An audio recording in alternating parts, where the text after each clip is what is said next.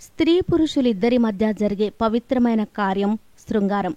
ఇందులో దంపతులు పోటీ పడి మరీ పాల్గొంటారు. అలా పాల్గొంటేనే ఇద్దరూ అందులో ఎంజాయ్ చేయగలుగుతారు, సంతృప్తి పొందుతారు.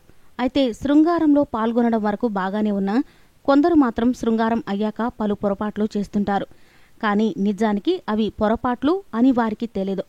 ఈ క్రమంలోనే దంపతులు శృంగారంలో పాల్గొన్నాక చేసే సహజమైన పొరపాట్లు ఏమిటో, వాటి వల్ల ఏం జరుగుతుందో ఇప్పుడు తెలుసుకుందాం. శృంగారంలో ఒక్కోసారి పురుషుడి వీర్యం స్త్రీ శరీరంపై పడుతుంది.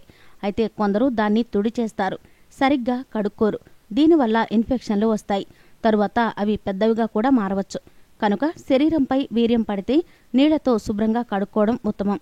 శృంగారంలో పాల్గొన్నప్పుడు స్త్రీ పురుషులు ఇద్దరూ ఒకరి జననావయవాలను ఒకరు తడుముకోవడం, పట్టుకోవడం వంటివి సహజమే. అయితే ఈ కార్యం ముగిశాక చేతులను, నోటిని శుభ్రంగా కడుక్కోవాలి, లేదంటే ఇన్ఫెక్షన్లు వస్తాయి.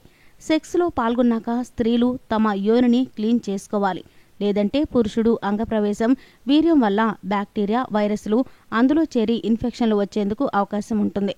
శృంగారం అయ్యాక కొందరు స్త్రీలు తమ జననావయవాలను సబ్బుతో క్లీన్ చేస్తారు. అలా చేయరాదు, కేవలం నీటినే వాడాలి. ఎందుకంటే సబ్బుతో క్లీన్ చేస్తే జననావయవాల వద్ద ఉండే ప్రాంతం పొడిబారుతుంది, మరింతగా ర్యాషెస్ వచ్చేందుకు అవకాశం ఉంటుంది.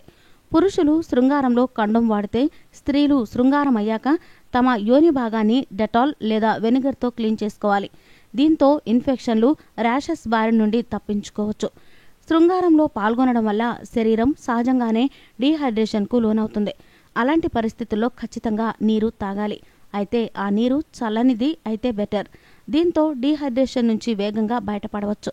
అలాగే శరీరంలో చేరే బ్యాక్టీరియాకు కూడా అడ్డుకట్ట వేయవచ్చు.